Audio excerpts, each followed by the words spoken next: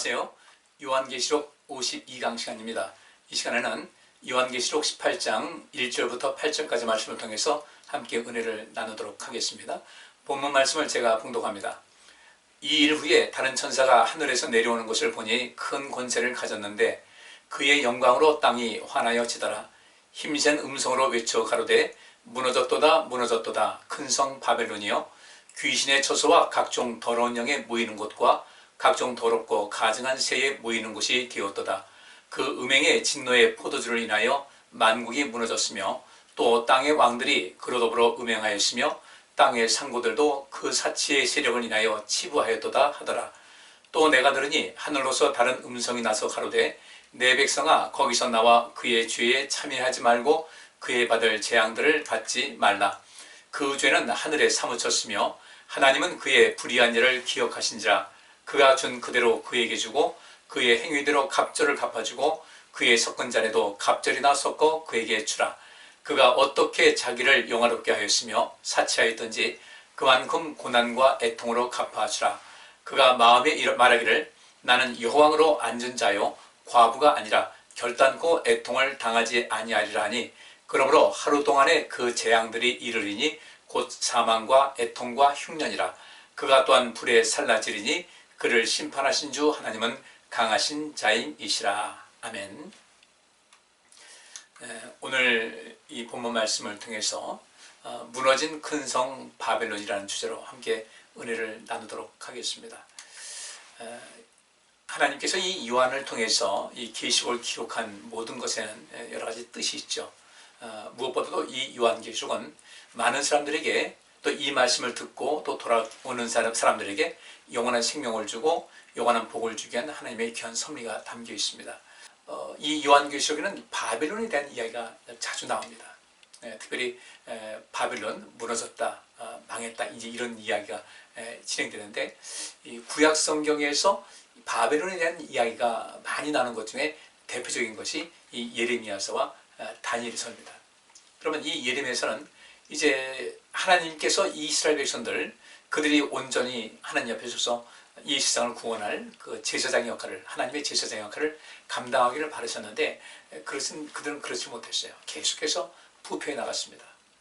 주님께서 온전하게 이들을 온전히 끌어올리라고 했는데 이들은 그 뜻을 알지 못했어요. 단지 우리는 선택받은 민족이다라는 그 필요 이상의 자부심만 갖고 이방인들을 함부로 대하고 또 그렇다고 해서 하나님께서 맡기신 사명을 감당했느냐? 또 그것도 아니었던 거예요.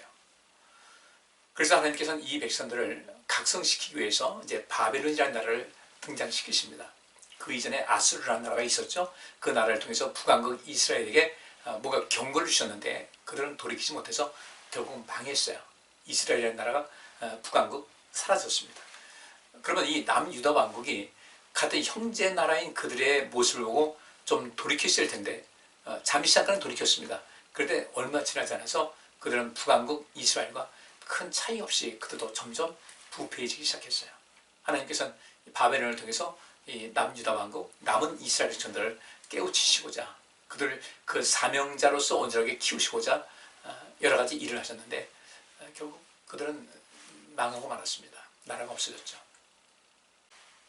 그런데 이 바벨론에 의해서 이제 나라가 사라지고 말고 그들은 이리저리 이제 뿔뿔이 흩어질 수밖에 없는 그런 상황에서 그들은 비로소 이제 예레미야와 같은 어떤 선지자의 말에 귀를 기울였습니다.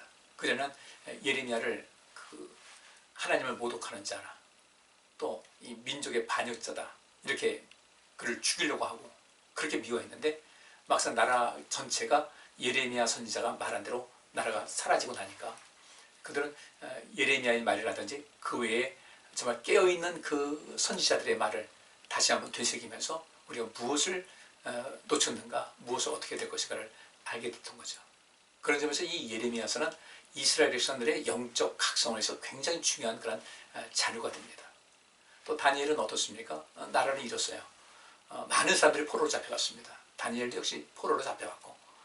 그런데 그 가운데서 하나님께서 그 소수의 그 이스라엘 백성들, 유대인들을 하나님께서 귀하게 쓰시고 그들을 그 바벨론이라는 큰 나라에서 없어서는 안 될 존재로 하나님께서 역사를 하셨어요. 이때 그 다니엘이 그렇게 이 바벨론 느부갓네살 왕 아래에서 그렇게 왕도 함부로 대할 수 없는 그런 상당한 지위와 영적인 권위를 갖고 있는 이 다니엘을 통해서, 그 다니엘이 쓴 말씀을 통해서, 그를 통해서 주신 하나님의 말씀을 통해서 그들은 위로를 받기 시작하죠. 실제로 예레미야서도 그렇게 하나님께서 심판하신 모든 것을 기획을 하셨지만 예레미야 선지자를 통해서 뭐라고 말씀하십니까? 이 바벨론의 1차 이스라엘 침공을 기점으로 해서 70년 후에 너희는 다시 본토로 돌아오게 될 것이다 라는 말씀했어요. 근데 그 나라가 망하기 전까지는 뭐 그들은 그런 건 염두에 두지 않았는데, 나중에 나라가 망한 다음에 그 70년이라는 그런 날을 많이 기대했겠죠. 실상 아마 3세대까지 지나가는 것이니까 굉장히 긴 세월이 지나간 것인데, 그런 가운데서 아마 그들은 하나님께서 우리나라를 다시 회복시켜 줄 것이 아닌가라고 생각했을지 몰라요. 근데 그렇진 않았어요. 다니엘은 그 낙심하고 또 상실감 속에 빠져있는 그들에게 분명히 메시아가 오실 것이다, 그리고 메시아가 언제 오실 것이라는 사실을 다니엘서 보면 이렇게 쭉 기록이 되어 있어요. 그리고 그때 정확하게 맞춰서 예수님께서 이 땅에 오셨고요. 근데 이런 모든 것을 사도 요한은 요한계시록에서 하나님께서 주신 말씀이지만, 우리 예수님께서 주신 말씀이지만, 그 과거에 예레미야가 한 이야기, 또 다니엘이 했던 그런 모든 이야기, 이것을 수반해서 계속해서 이 요한계시록에서 기록을 하고 있습니다. 그건 무슨 연관성이 있을까? 오늘 그 무너졌도다 큰 성 바벨론 말하지 않습니까? 이 바벨론이라는 나라는 이스라엘 역사에서 정말 너무나 그 민족에게 아픔을 줬던 그런 민족이었습니다. 그런 나라였습니다. 예레미야서를 보게 되면 하나님께서 이 바벨론에 대해서도 하나님께서 언제 심판하실 것이라는 그 말씀을 하십니다. 바벨론을 들어서 이스라엘 백성들을 각성시키지만 그 바벨론이 교만해져서 하나님을 함부로 대하고 많은 사람들에게 잔혹한 일을 행하는 것을 보고 하나님께서는 그들에게 뭐라고 하시냐면, 오늘 말씀에 있는 대로 큰 성 바벨론이 무너질 것이라는 것을 말씀하십니다. 다니엘은 그 느부갓네살 왕의 통치하는 바벨론뿐 아니라 그 뒤에 이어질 페르시아 제국과 또 알렉산드리아 제국과 그 다음에 로마 제국에 이르기까지 모든 것을 하나님께서 느부갓네살 왕에게도 그렇게 역사가 이어질 것을 말씀하셨고, 다니엘에게도 직접 보여주셨어요. 그런 그 과정 속에서 이스라엘 백성들은 굉장히 많은 고난을 당했습니다. 그것은 사단이 이스라엘 백성들로 하여금 하나님과 거리가 멀어서 그 국한 고난 속에서 하나님을 버리고 이 세상 사람들까지 살기를 바라고, 이 사단이 그 뒤에서 그 이 세상 역사의 그 정치 지도자들을 동원해서 그런 많은 핍박을 이스라엘 백성들에게 행하게 합니다. 이스라엘 백성들 그 가운데서 흔들리지 않았잖아요. 그리고 이제 예수님께서 오셨습니다. 이제 지금 말하면 우리가 기독교 시대가 된 거예요.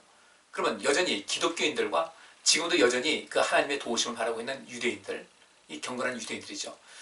이들이 이제 다시 예수님께서 이 땅에 오심을 통해서 새로운 틀이 짜여지게 되고, 또 성령께서 임하시고, 아무리 압박을 하고 핍박을 해도 도무지 유대인들 그 기가 꺾이지 않고, 또 그 초기 교회 성도들 절대로 흔들리지 않는, 뭐 다 그런 건 아니지만 그 하나님 나라를 위한, 이 생명사를 위한 이런 모든 틀을 이어가는 데는 정말 대단한 힘을 발휘해서 사단과의 싸움에서 이기고 있었습니다.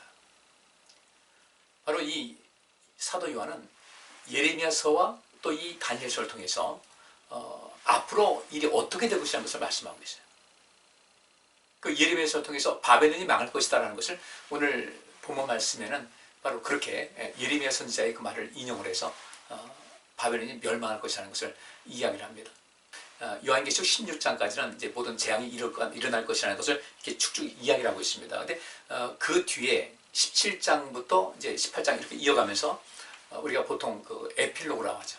에필로그, 어떤 글을 쓴다든지 후기를 하는 거, 후기.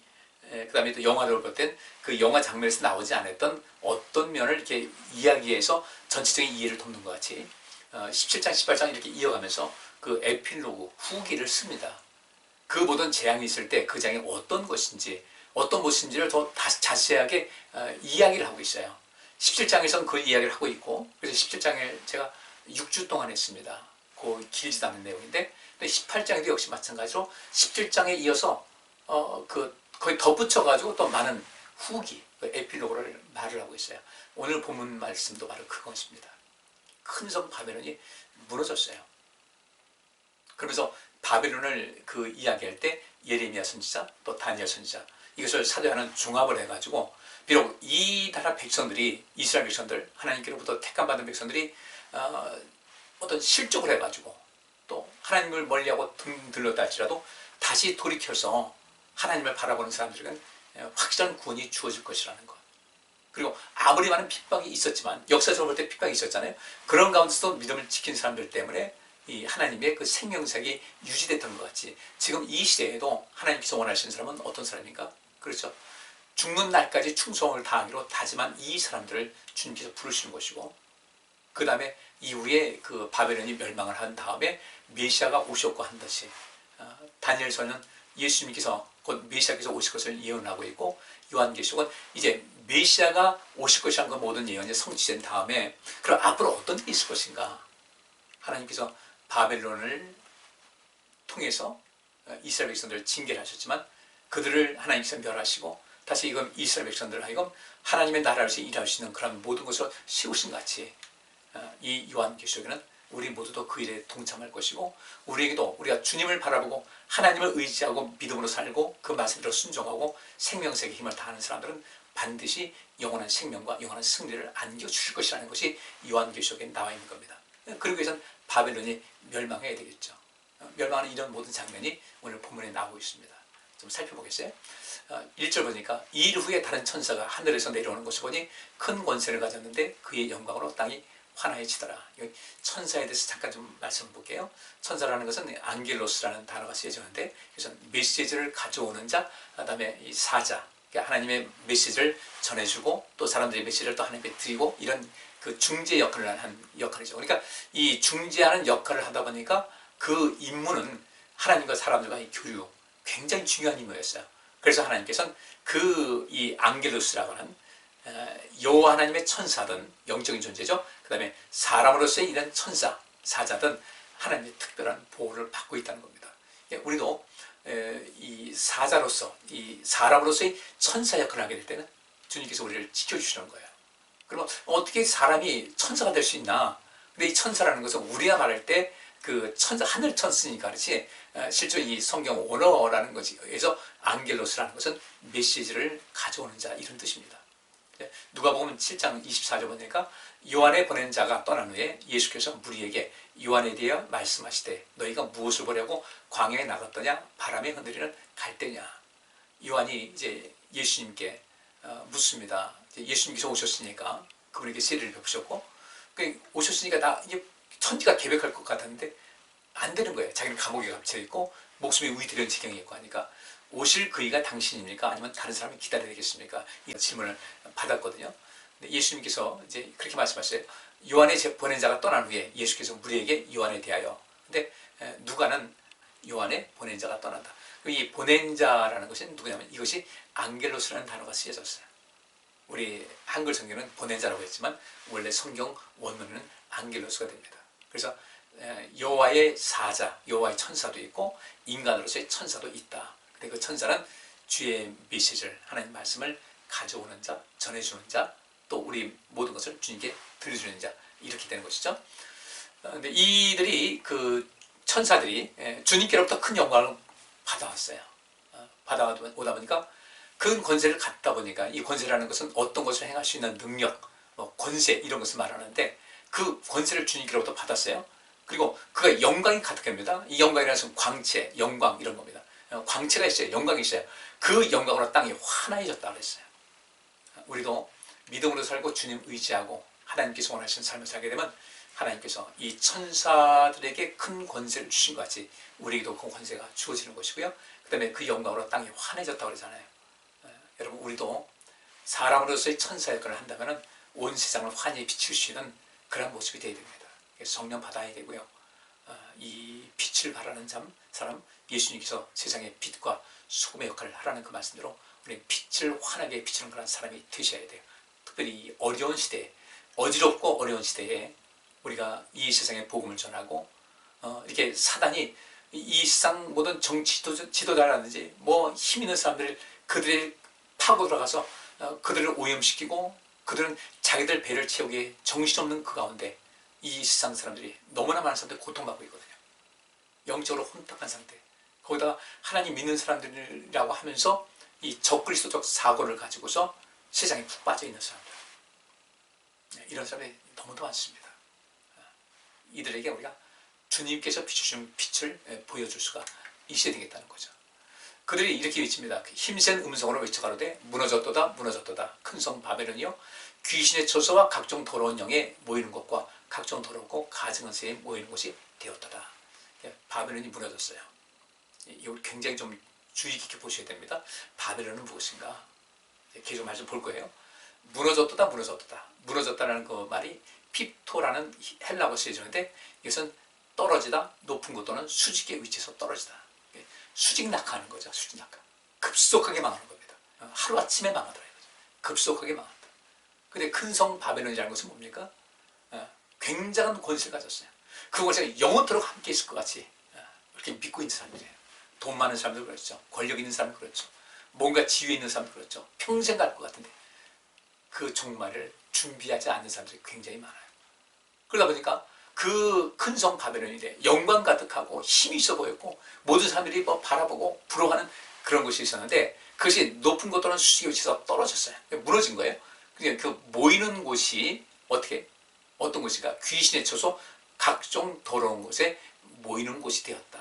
이 모이는 곳이라는 것은 감시, 경계, 감옥이라는 것. 그러니까 이 모이는 곳이라는 것은 한마디로 말하면 감옥이 됐다는 거예요. 음부에 완전히 갇히는 신세가 되는 거죠. 그리고 가증한 새에 모이는 곳이 되었다. 가증한 새가 뭡니까? 가증하는 것은 미시오라는 단어인데 인간에 대한 인간의 인격적 혐오입니다. 그러니까 우리가 까마귀를 우리가 좋지 않게 보잖아요. 뭐 서양에서는 길조라고 하지만 썩은 고기 먹고 이렇게 하니까 그 가증한 새, 시체를 먹고 썩은 고기를 먹는 그 새들이 모이는 곳이 됐다. 그들의 종말이 어떻게 될 것이라는 것을 알게 되는 거죠. 우리가 여기서 이제 예레미야 선지자와 다니엘 선지자의 그 말씀을 깊이 관심을 가지셔야 돼요. 그러면 우리나라도 한국 기독교가 굉장히 큰 성같이 온 세계에 주목될 만큼 그렇게 굉장한 모습으로 성장을 해 나갔는데, 근데 그 성장하는 가운데 과연 우리가 무엇이 있었을까? 좀 관심 가지셔야 돼요. 사단은요, 한국 기독교, 한국뿐 아니라 온 세계 기독교가 뭔가 새로운 부흥운동을 위해서 영적 각성운동에서 이것저것 한다고 하지만 놀랍게도 이 사단은 그곳에 침투해서요. 그 영적 각성운동을 심각하게 오염시켜가지고 정말 중요한 운동인데 그 운동을 하찮은 것으로 만들어버렸어요. 그러다 보니까 교회가 힘을 잃는 거죠. 예를 들어서 우리나라에 70년대, 80년대, 90년대 이렇게 쭉 이어가면서 성령운동이 있었습니다. 굉장히 중요한 것이죠. 성령이 임하시면서 온 세계에 놀라운 그 영적인 폭발력이 있었고 굉장한 역사, 회개 역사가 있었는데 그것이 1906년에 미국 그 로스앤젤레스 거기 아주사라는 그 거리에서 이런 부흥운동이 있었습니다. 뭐 굉장한 역사가 있었어요. 뭐 방언 나오고 예언 나오고. 근데 그들이 그 가운데 방언하고 예언하고 하는 그런 것을 실제로 방언, 예언이라는 것은 그리스도의 증인되기 위한 어떤 것이지 이 방언을 방언 기도라고 이렇게 바꿔 얘기하면 안 되거든요. 성경에서 방언 기도라고 얘기하지 않아요. 그냥 방언이라고 얘기합니다. 그러면 주의 복음을 널리 전파하기 위해서 각각 이 세상에 5,000개 이상의 그 언어가 있지 않습니까? 그 당시에도 굉장히 많은 언어가 있었겠죠. 이방어들, 외래어들. 그것을 알아야 복음을 전파하지 않겠어요. 그런 의미에서 그 방언이라는 것은 외국어를 구사할 수 있는 어떤 능력 이런 것을 말하고 있는데 오늘날 다 기도로 바꿔서 하나님과 뭐 은밀한 기도를 한다 이렇게 이야기를 합니다. 그래도 그런데 그 아주사 그 부흥운동이 뭐라고 했냐면요. 성령이 임하시면 표적 은사로 방언과 예언이 나타난다. 사도행전 예를 들면서 이야기를 하는데 그것 때문에 사람들이 그 내가 성령 받았다는 것을 하려다 보니까 전부 다 방언을 해야 되거든요. 뭐 예언한다.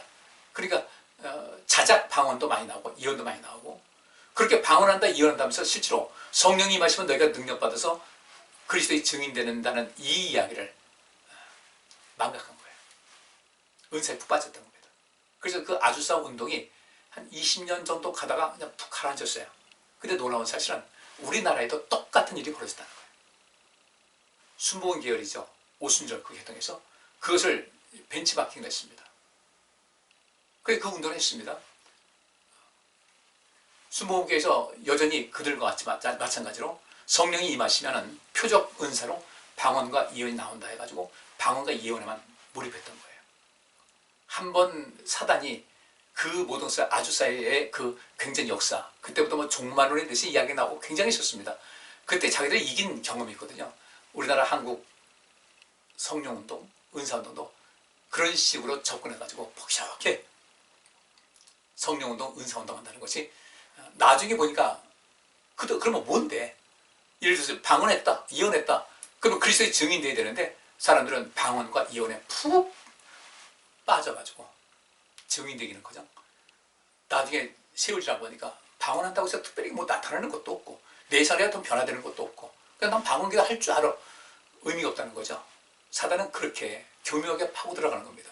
그래서 우리나라 성령운동은 이제 다시 시작해야 돼요. 성령운동은 회개운동입니다. 베드로의 설교를 들은 다음에 오순절 성령이 있었고 그때 사람들이 묻습니다. 마음이 찔려가지고 우리가 어찌할 거 하니까 베드로가 한 얘기가 뭡니까? 회개하고 그리스도 이름으로 세례를 받고 죄사함 받으라. 그러면 성령을 선물로 받을 것이다.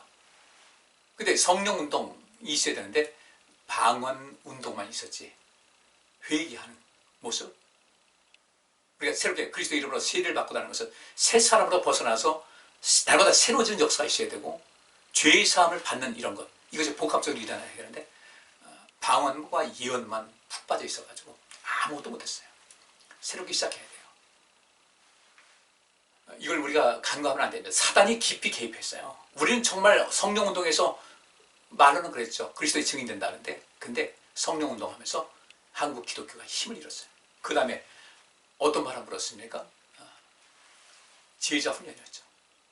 그것도 역시 마찬가지고 뜻은 좋았어요.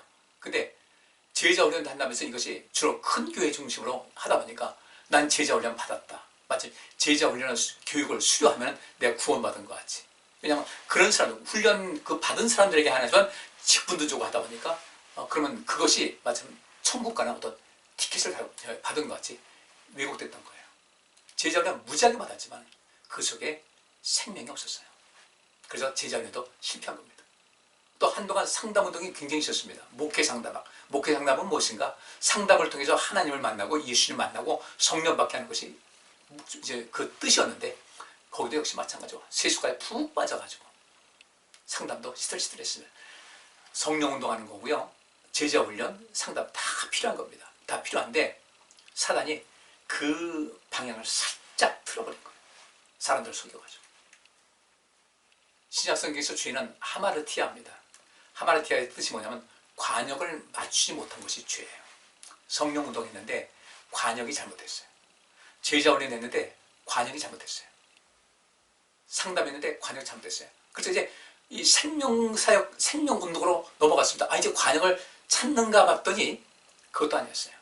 생명을 찾는데 관심을 가졌는데 어떻게 됐는가? 생명사역 한다고 이름은 냈지만 전부 다 그 운동을 일으키는 사람들은 자기 명예를 위해서 자기 영광을 했었지 지금까지 볼 때 생명사역에 어떤 열매가 보이질 않아요. 이름은 참 좋아요. 거기서 자기 이름 내려고 그 속에 생명이 없더라 이겁니다. 이것도 역시 마찬가지로 모든 운동마다 사단이 침투했는데 그 사단이 침투한 것이 무엇인가? 그 운동을 통해서 그 운동의 중심권에 있는 사람들이 인간적인 욕심으로 꽉 차 있던 거예요. 성령운동하면서 제가 좀 지나치게 들릴지 모르지만 성령운동하면서 돈벌이 하는 사람들 많습니다. 교회에서 기도원에서 부흥집회하면서요. 제자훈련하면서 마찬가지고 자기 네임밸류, 이름의 가치를 높이는 것에 힘쓰다가 주저앉았고 상담도 역시 마찬가지였어요. 생명사역도 좀 마찬가지입니다. 그럴듯하게 생명사역을 외치는데 그 생명사역의 중심은 자기 자신인 경우가 오늘 한국교회를 지배하고 있다는 거죠. 그것이 바로 사단이 한 짓입니다.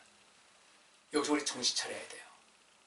성령운동 하든 제자훈련 하든 상담을 하든 생명하든 오직 예수 그리스도에게 초점을 맞춰야 되는데 하다 보니까 그 속에서 자기의 배를 불리고 자기 이름값 높이고 그 속에서 자기의 주머니를 챙기는 이런 사람들이 너무도 많이 있다는 겁니다. 쉽게 말하면 한국교회 저 그리스도가 한둘이 아니에요. 현역에서 목회를 한다는 그런 사람들도 성도도 그렇고 자기도 모르는 사이에 사단에게 빠져 있는 거예요. 어떤 사람들인가 돈과 명예에 집착하면서 그 운동하는 사람들은 모두 다 거기에 빠져 있는 겁니다. 심각한 지경이에요. 결국 그들은 어떻게 되겠습니까? 여기 있는 말씀대로 무너졌다 무너졌다. 큰 성 바벨론이요. 성령도 잘못하고 제자훈련 잘못하고 또 상담도 그렇고 생명사역도 이름만 외치지만 실제로 그 속에서 자기 인간을 높이고 자기 자신을 높이고 뭔가 이익을 추구하는 이런 사람들 굉장히 높아졌죠. 그 큰 성 바벨론이 무너질 날이 온다는 겁니다. 우린 미혹되지 말아야 돼요. 정신 바짝 차려야 됩니다.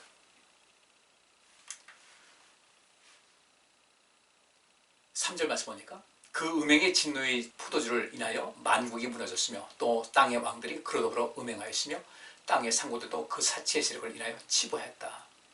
바벨론이 그겁니다. 음행의 진노의 포도주를 인하여 만국이 무너졌다. 바벨론이 그랬고 페르시아 제국 그랬고 또 알렉산더의 그 헬라 제국도 그랬고 그 다음에 로마 제국도 그랬고 지금도 역시 마찬가지예요. 그 진노의 포도주를 인하여서 그 진노의 포도주에 다 취한 거예요. 땅의 왕들이 그로 더불어 음행했다는 겁니다. 땅의 왕이 뭐겠습니까? 이 땅의 왕이라고 해서 정치적인 왕뿐 아니에요. 기독교 지도자들 중에도 이런 데 많이 있습니다. 그래서 기독교 단체에 보면 참 가슴 아픈 일이 한두 가지가 아니에요. 땅의 왕들이 그로 더불어 음행했다. 그로 더불어 그가 뭡니까? 세상의 명예와 권력과 돈에 빠져가지고 주의를 한다고 하면서 주의를 하는 것이 아니라 자기 이익만 챙기는 사람들. 땅의 상고들도 그 사치의 세력을 인하여 치부했다. 그러다 보니까 교회를 대상으로 해서 돈벌이 하는 사람들이 얼마나 많은지 몰라요. 이 세상 똑같습니다. 세상도요. 우리가 정신 바짝 차려야 돼요. 그래서 앞서 그 17장 요한계시록 17장 1절부터 4절까지 보면 또 7대접을 가진 7천사 중 하나가 와서 내게 말하여 가로되 이리 오라. 많은 무리에 앉은 큰 음료에 받을 심판을 내게 보이리라. 땅의 임금들도 그로 더불어 음행하였고 땅에 거하는 자들도 그 음행의 포도주에 취하였다. 계속해서 반복해서 이야기를 하는 거죠. 그 땅의 임금들도 그 음료가 바벨론인 거예요. 3절에 곧 성령으로 나를 데리고 광야로 가니라. 내가 보니 여자가 붉은빛 짐승을 탔는데 그 짐승의 몸에 참남된 이름들이 가득하고 7머리와 10뿔이 있으며 그 여자는 자줏빛과 붉은빛 옷을 입고 금과 보석과 진주로 꾸미고 손에 금잔을 가졌는데 가증한 물건과 그의 음행에 더러운 것들이 가득하더라. 이 음녀가 자줏빛과 붉은빛 옷을 입었어요.